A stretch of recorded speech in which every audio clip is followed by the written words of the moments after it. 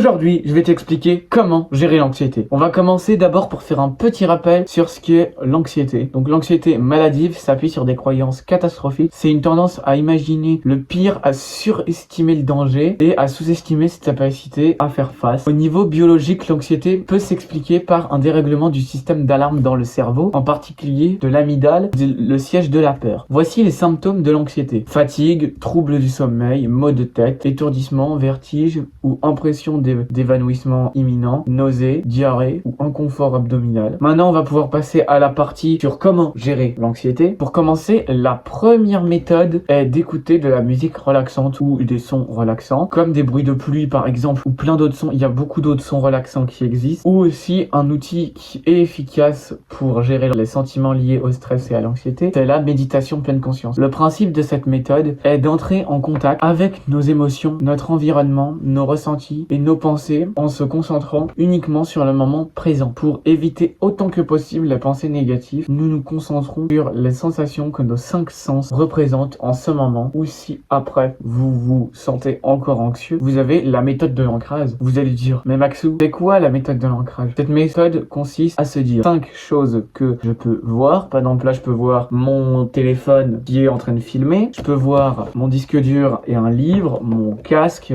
etc.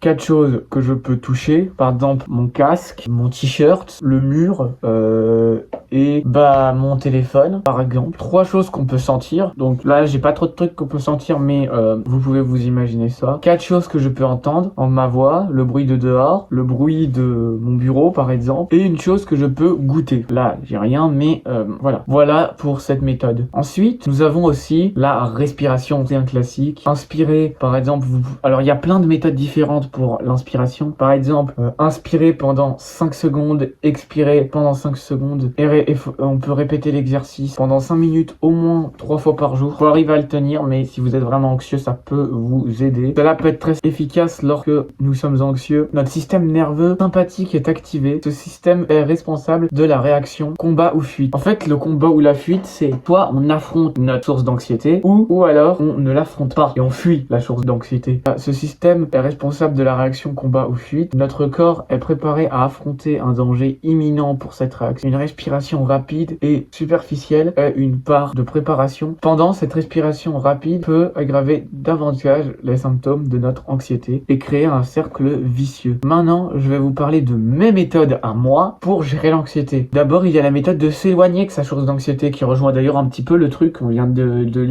dire, le combat ou fuite. Par exemple, moi, une de mes sources d'anxiété, c'est l'actualité. Bon, après, à l'heure actuelle, je m'éloigne plus trop de l'actualité, mais je regarde Hugo Décrypte car je sais qu'il va me rassurer car il explique mieux l'actualité que les journaux télévisés. Et toujours vérifier la source. D'ailleurs, en parlant de source, vous pourrez retrouver les sources que j'ai utilisées pour cette vidéo en description. Bon, je vais être franc avec vous. Il y a énormément de copier-coller de ce que j'ai dit. Il y a énormément de copier-coller de mes sources, voilà. Mais j'espère en tout cas que cette vidéo vous aura plu. N'hésitez pas à me dire en commentaire ce que vous avez pensé, à liker, à vous abonner. C'était Maxou 4.0.